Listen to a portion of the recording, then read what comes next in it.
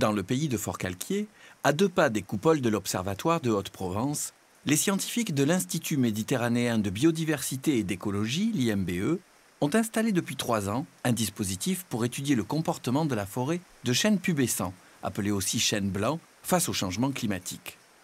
Grâce à un système de toit amovible qui permet d'exclure 30% de la pluie pour simuler le climat du futur, et d'un réseau dense de capteurs, on peut désormais observer le fonctionnement et les réactions de cette forêt méditerranéenne.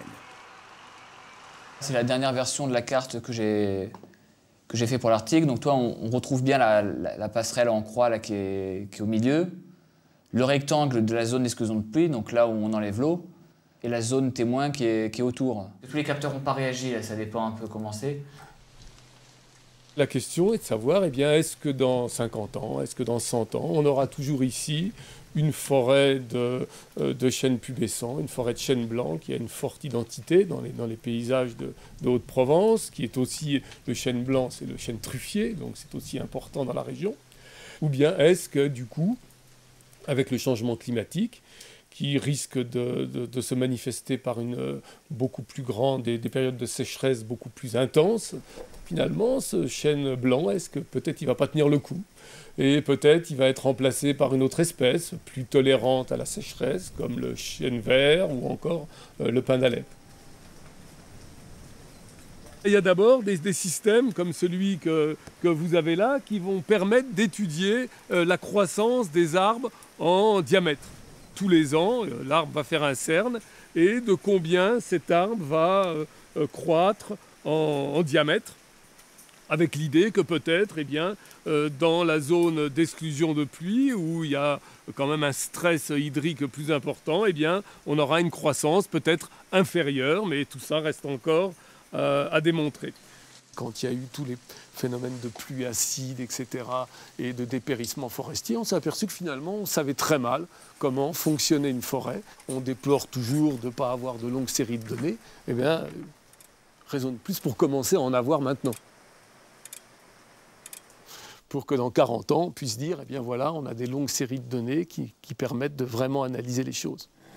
Le chêne pubescent émet dans l'atmosphère donc un composé organique volatile qu'on appelle l'isoprène. Pour des raisons qui sont encore mal connues, est-ce que c'est comme pour les plantes aromatiques qui émettent des huiles essentielles, une façon de limiter le stress hydrique? Est-ce que c'est une façon de se protéger contre des ravageurs, etc. Ces émissions de composés organiques volatiles peuvent être relativement importantes et peuvent donc interagir avec l'atmosphère. C'est des cas à refaire, tu peux, je profite. Oui, parce que pas de souci. nous on essaye, mais on n'est pas aussi bon que toi qui as l'habitude. Je suis super bon.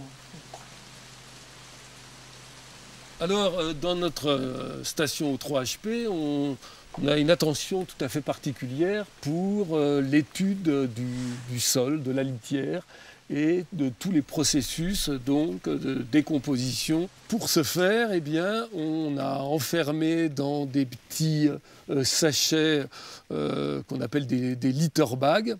On a enfermé une certaine quantité de feuilles, généralement 10 grammes de feuilles. Et on essaye de voir si finalement la décomposition se fait mieux quand on a un mélange d'espèces que si on a une seule espèce. Résultat global qu'il faut tempérer, mais s'il y a plusieurs espèces, ça se passe mieux que globalement s'il y a une seule espèce. Dans un sol, j'allais dire, avec une bonne activité biologique, c'est plusieurs centaines d'individus appartenant à différents groupes, des acariens, des insectes, etc., qu'on va récupérer dans ce flacon.